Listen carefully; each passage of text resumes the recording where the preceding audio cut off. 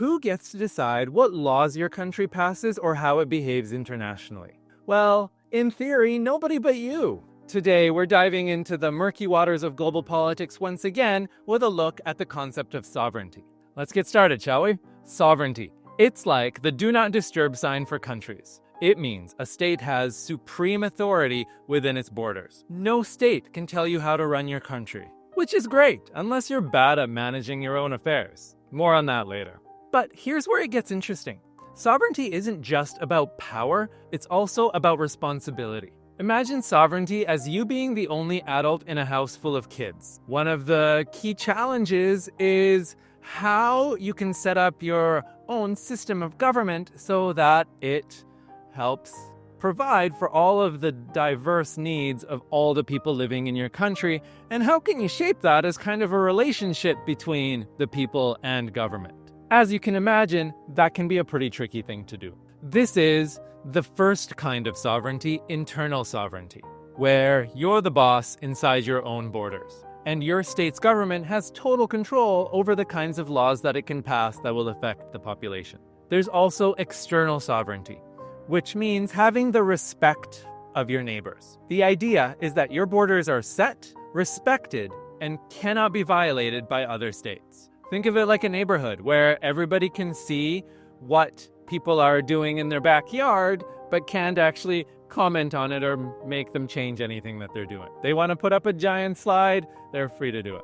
They decide to get rid of all their grass and just pave the whole thing, you can't do anything about that either. But here's the twist. In our globalized world, it's nearly impossible to hide what you're doing from the rest of the states in the international system. Everyone's watching. And sometimes, international organizations like the UN or WTO step in and ask you questions like, how about trying democracy? Or what about setting up some free trade agreements? Or maybe you should really focus on human rights in your state.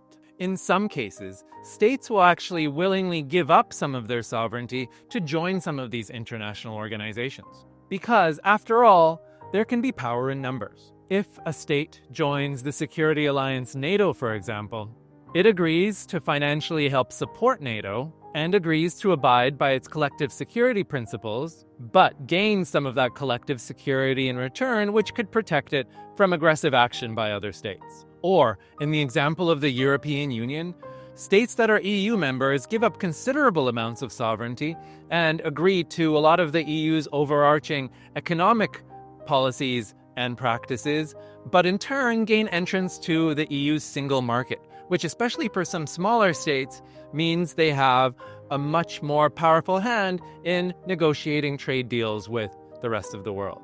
Then there's the concept of sovereignty as having that responsibility to take care of the people within your borders. If a country fails in that responsibility, should the international community be allowed to intervene and violate that state's sovereignty? If, for example, a country is carrying out atrocities or has major human rights violations against its own people, this is the international concept of the responsibility to protect, or R2P, an idea that the primary responsibility to protect its people lies in the responsibility of these individual states.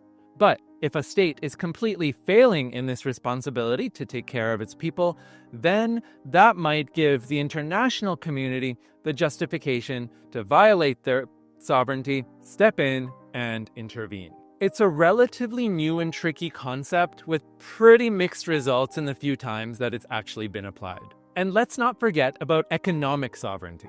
The idea that states are free to make whatever economic decisions they want and enter into trade deals with any states they want. With globalization, states are like fish in a pond.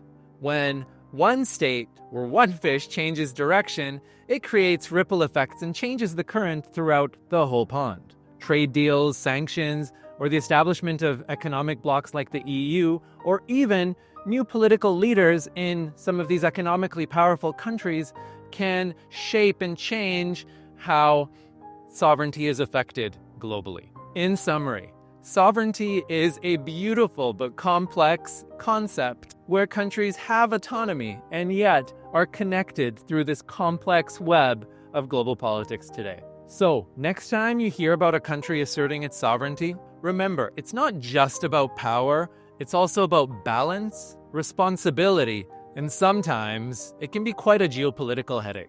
If you learned something today, make sure to like, subscribe, drop a comment, and we'll see you again next time.